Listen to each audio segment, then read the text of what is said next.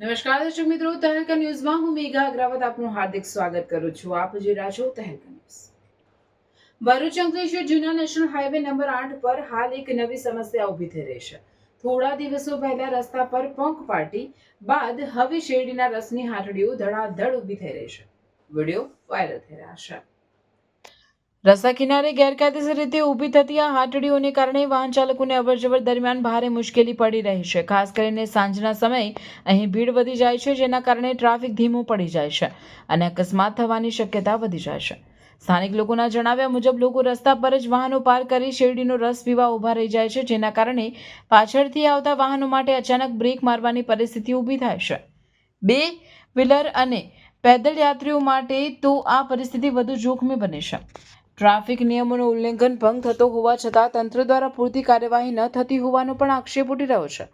જો સમયસર કડક પગલાં નહીં લેવામાં આવે તો આવનારા સમયમાં કોઈ મોટો અકસ્માત સર્જાય તે નકારી શકાય નહીં.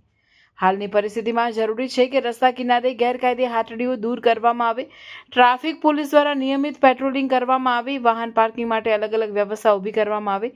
ભરૂચ અંકલેશ્વર હાઈવે પર વધતા જોખમને જોતા તંત્ર જાગૃત બને તે સમયની માંગ બની છે. રિપોર્ટર રવિ સૈયદ, અંકલેશ્વર.